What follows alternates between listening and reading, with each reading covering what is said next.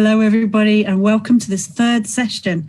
So we're looking forward to the first of two episodes this evening. So if you're following along on Twitter, the hashtag is MHNR 2020. And we've got Russell Ashmore with us tonight, which is fantastic. And Ben will be in conversation with him, talking about the history of the conference and maybe a bit about mental health nursing history and like the culture of us all as well. And then afterwards, we'll have Vanessa joining us and we will go on to a different topic. So let's just, for the moment, hand over to Ben and he can introduce his guest. I'll be on social media. Feel free to ask me any questions. And you can also watch us live on Facebook as well on the Unite MHTV channel that you normally use. Thank you very much. Super. Thank you ever so much, Nicky.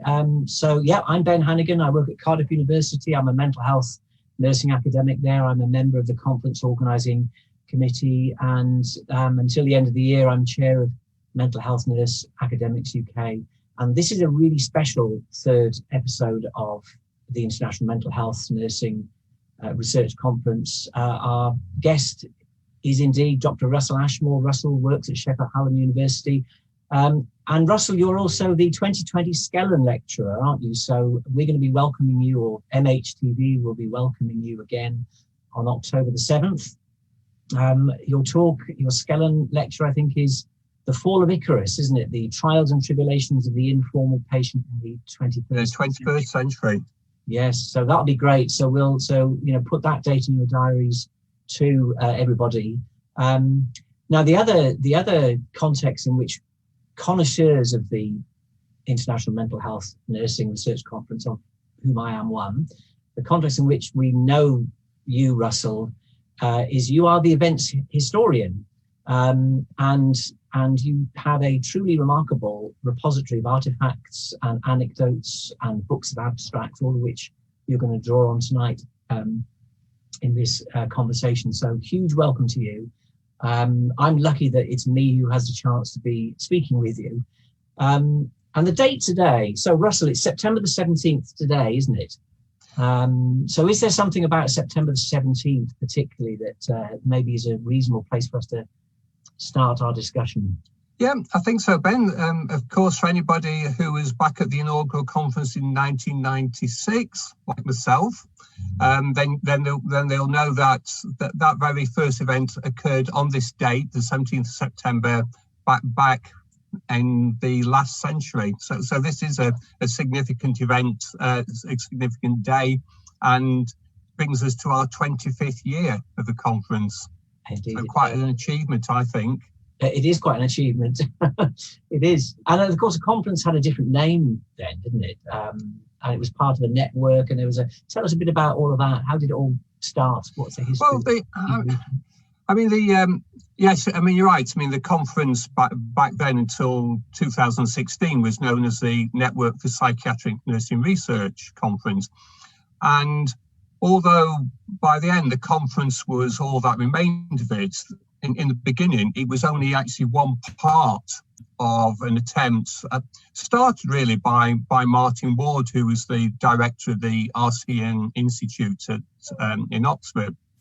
And back then, I think Martin, in the introduction to the second conference, talks about the origins of the conference as starting back in 1993, and a recognition really that there was lots of work out there, but people were not being able to draw on it. And he had the idea then.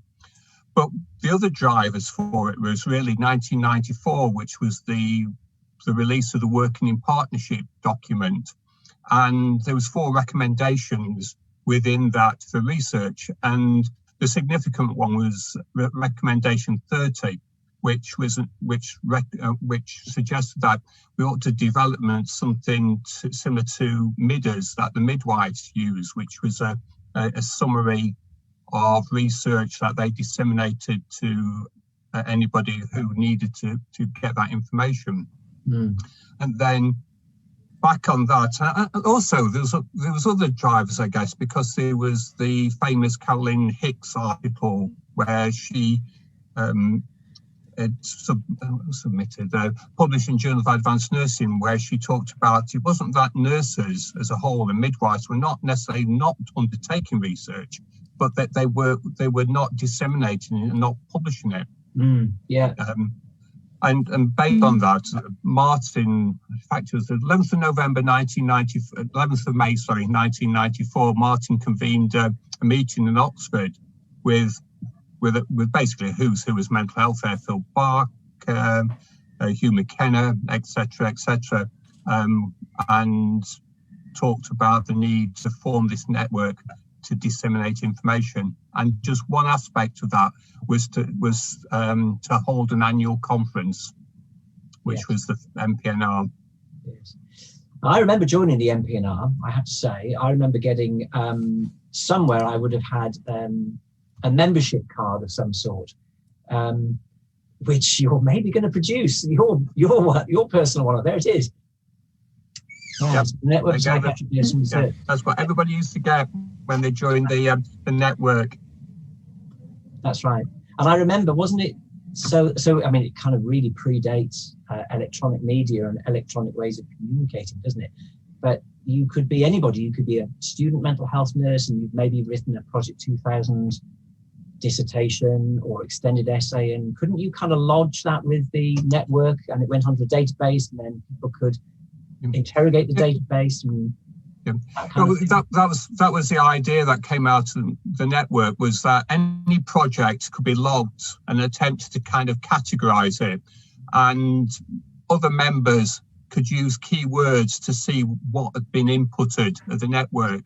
And so it was an opportunity to see what people were doing, but also an initial attempt pre-network, pre-internet really, to establish contacts and to put people, researchers, etc., in contact with one another to share really what people are doing around the country. I mean, bear in mind, in 1996, Outlook was not launched until July of that year. So it gives some indication of what we might take for granted now. Yes. Yeah. So everything done by pen and paper and envelopes and indeed. You might even have an envelope to show us, Russell. Who knows? Well, I can show you. See, so set up. This is the first flyer, and it is the original copy of the. Yeah. Oh no, have you frozen, Russell?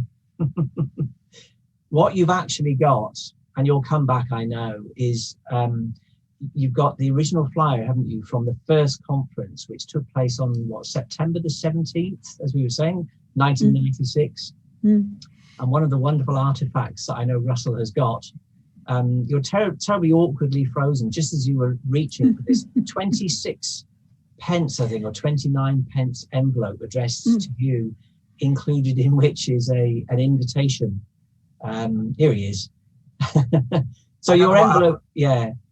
So I'm building up to you showing this miraculous envelope to you. It's 26 to 29p stamp on it, which included some correspondence about your concurrent session, isn't it, to the first ever conference in.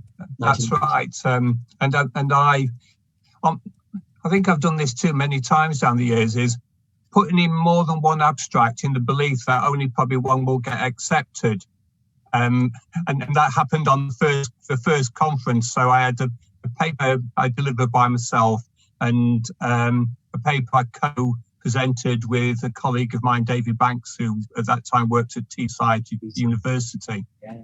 I did estimate I did go through the other day and realise that if I include tonight, this will be my 56th presentation at the conference in various forms. That is a deeply impressive contribution to the life of the conference, I have to say. I realised it was a bit stupid, though, occasionally, because there was one year I think I did 5 presentations. I might have regretted that one, I think, at the time. Nicky, have you got some questions that maybe some students perhaps want to ask, want to put to us? I do. I have some online harassment to deal with. Julia Jones and Anne Jackson, thank you very much. Oh, brilliant. Lovely to hear from you. Really nice, and Alan Simpson as well. So waves out there. Oh. These are student questions, so they're brutal. I hope you're ready, Russell. Okay, I'm used to students. I'm used to them. Through to it. Who is Eileen Skellen? Eileen Skellern, oh, that's a left field, doesn't expect that. I'm probably not the best position, but Eileen Skellern was a nurse who, did she work at the Maudsley? I'm going to be embarrassed here. Yeah. She was a, we need Gary Winship here. Or, we do, yeah. Eileen Skellern, a significant nurse who worked at the Maudsley, and hopefully if I'm wrong somebody will correct me, and she was seen as many kind of contributions to how nursing really, and a wider influence than nursing was delivered at the Maudsley. And I could recommend that they probably get better information if they go to the Eileen Skellern. We'll do the link for it, but I think I can understand why they asked, because we have a lot of names from the past, don't we? That sometimes they get passed on. So Phil Barker and Hugh McKenna might not be familiar to a lot of our students, and there is something about that heritage, isn't there? I'm probably on safer footing. I'm going to say in the things I looked at, I should know. That. That's a bit embarrassing, but certainly sort of Phil was one of the sort of first professors, if not the first professor, in mental health nursing when he was employed at Newcastle University. And Hugh, look up Hugh, because Hugh is still around now and still one of the most respected and productive speakers. He too was at that very first MPNR conference as well. And I'm just going to embarrass Anne Jackson and Julie Jones, because when I was going to do the presentation, I was going to acknowledge all these people. And I was going to single out Anne and Julia, because I think, certainly in the early 2000s, without all the work, and I know they didn't do it by themselves, but if it wasn't for Anne and Julia, in my opinion, we wouldn't be here tonight still talking about this conference. So, thank you. Absolutely. It's really important. I think it's a lovely part of kind of mental health nursing culture that we all kind of can actually lift each other up of stuff like that. I think it's really key. So if you are wondering what the Eileen Skellern is, they're like the mental health Oscars. So only the grandest and most fabulous get to speak at it, such as Dr. Ashmore. And it has a lot of people who you should know about, really. So if you're a student looking in tonight, then absolutely have a look at what other people have accomplished, because it will tell you what you can accomplish as well. And I think that's really important. The other questions are, they're kind of the same, permutations of the same thing. One is, are we losing our mental health culture as education becomes less distinctly mental health? And then another person says, why should we look backwards? Shouldn't we be looking forwards? So I'll leave you with those grand ones. Well, I'll start on those. I think we are in the danger of doing that as we've moved into the kind of future nurse. That there's a tendency to actually be diluting down what makes mental health nursing unique. And we could talk about that all night, and I probably won't say any more. But in terms of, because this is about history, what I would say to people is that why we need to look at history is, firstly, we need to understand where we've come from. What we do now, it's not just dropped out of the sky. It's got a history. And secondly, if we don't look at what's happened in the past, we're just going to potentially make all the same mistakes again. And there's a wonderful concept called Whiggism that's from history, and basically at its most simplest level, it's an accusation that people think that everything now is better and shinier than that's what's gone before. It only sees things going forward. And if you're interested in more, I might mention it a bit more in the Scan lecture. So, and it also interprets things from the it's also referred to as presentism, that we refer and judge things by the values where we find ourselves. And the downside of it is it assumes that what we've got now is always going to be better than what's gone before. So I would say we do need to look back and see about how we've got to where we are, and reevaluate in terms of what has gone before. Because it's easy to throw out all the good things and assuming that what we do now is somehow and is always better. Yeah, you know, I agree with you. Yeah, one of my favourite examples is that when ward doors were open and became widely open in the 1940s and 1950s, it was seen as a major therapeutic revolution. And anybody who's worked in acute care in recent years realises that we've actually seemingly gone backwards. And I ask students when I talk about this, who actually say to you, don't believe me, that ward doors were ever open. They can't see how to work outside of that. Yes. And as we know from the work that came out of Lambert and the other people at City, that the things that locked doors was purportedly there to prevent was not demonstrated necessarily by the evidence that's been produced. But here we are, where it's very more taking a more carceral approach to care again. Hence going back to, I'd say, the 1890s in some of the things we're doing. So for me, if we don't understand our past, how do we understand our present, and how do we get a sense of what our future might be? And I think with things like conferences, and I would add things like journals as well, they're part of the infrastructure of a discipline.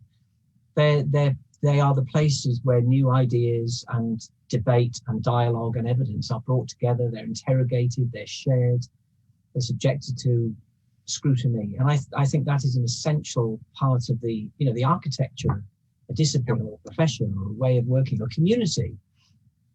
And just to add to that, because we are talking about conference history, looking back on the conference and what appears there gives us insights into where the profession's been and where it's supposed to be going. I mean, one of the things I had a look at, it struck me that as allegedly we've moved away from inpatient care to community care, then I hypothesised that we would see a decrease in inpatient research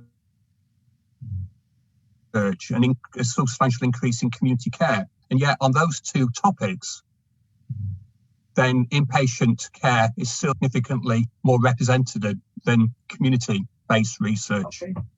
Notwithstanding the kind of shift in how healthcare is provided. And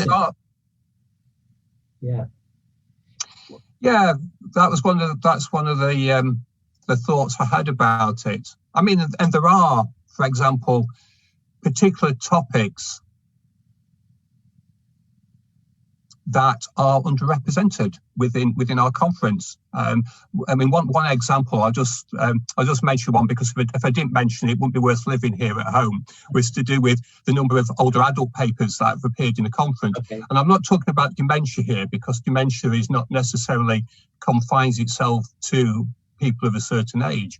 But if we look at so-called functional papers, there's only been 12 papers in the entire history of the conference. So this is a very underrepresented area. And the whole lifetime of the conference. Yeah, it's not well talked about, research, shared, discussed. Tell us a bit, because you've got the Ashmore archive. I mean, it really does deserve to be called that. It's a sufficiently developed, mature repository of artifacts and things about the conference that it deserves its own name. So it is the Ashmore archive for sure, isn't it? And you've done some analysis, haven't you, of types of papers, numbers of papers, who's giving the presentations, those kind of things. Give us a bit of a flavour of some of that when you kind of cast your eye back over the totality of the conference. What are the kind of trends and the shape of it? There are things that stand out. I mean, first of all, there's been approximately 1,950 papers that have been presented during the history of the conference, and some of the standout things, not just the paper, but for who's been there, is before we came into the program, I was saying that if you looked at things like delegates, right up until about 2005, the highest percentage of delegates were clinicians. And since then, there's been a rapid kind of a decline in that and a rapid increase in the number of academics. And, you know, some of the causes, some of the reasons for that are probably not surprising in terms of time off, sort of the money to get there. But a couple of things that did strike me also was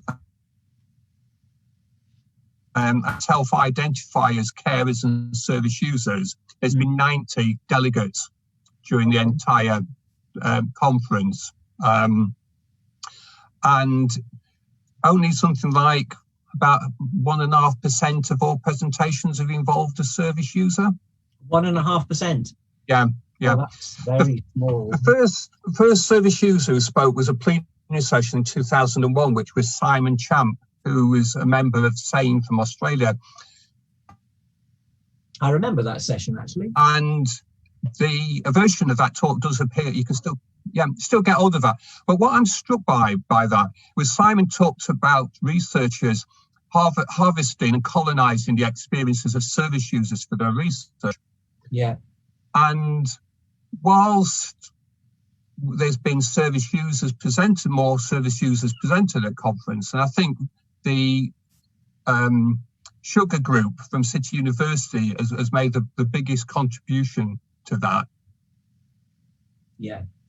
Sure. Yeah, they've been a very. But nonetheless, going through the abstracts. And sorry, Ben. No, I interrupted. Yeah. Sugar has made a really big impact. Yeah, right. In terms of increasing numbers and presence, more so than any other group at the conference. But what struck me about looking through the abstract, and I had a quick look through, I haven't got the numbers on this one, but my sense of looking through in terms of the ones that reported on service users' experience, what we've still got there is more harvesting and colonizing experiences rather than collaboration and co-production of those researchers. There's very few service users who are actually acknowledged on those papers as co-presenters.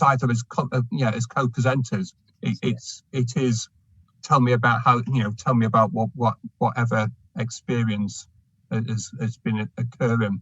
Right, as opposed to being full collaborators in research endeavours from the beginning of an idea onwards.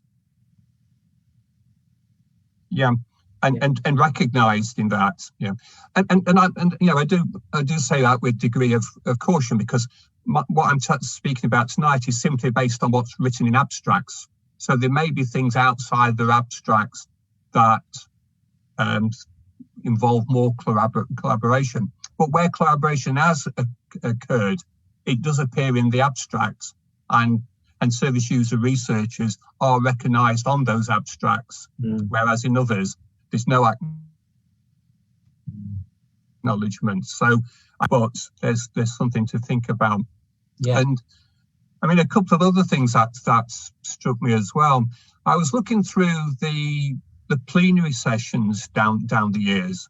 And so by plenaries, I'm talking about keynotes, professorial panels, or basically any session where speakers would have been invited to present at the conference. And a couple of things, and I say these without judgment, they're just food for thought, really. That struck me is, first of all, 67% of all plenary speakers are male, and 96% of all invited speakers are white.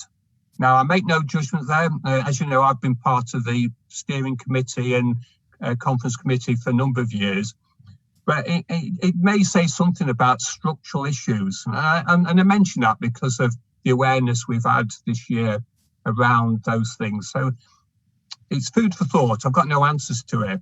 Yeah.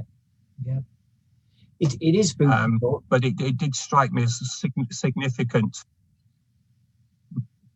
Yeah. No, it is definitely, and it might be. And I've got a little eye on the clock here. Actually, now we're coming up to sort of 5 to 7, aren't we? And I'm wondering if there might be. Well, we wouldn't want our conversation to finish without you maybe having a chance, Russell, to say something about how you would like to see the conference develop in the future, which maybe links to what you've just said, actually, around the people who are being invited to have a voice, the people who are getting invitations and so on. I suppose I also want to just check with Nicky to make sure there aren't any other burning questions from people that you might want to throw our way or throw Russell's way. Any other questions Russell there, Nicky? No, lots and lots of comments, and I think you can get to those in a minute. Let's not cut into Russell's time. Okay, right. So, Russell, given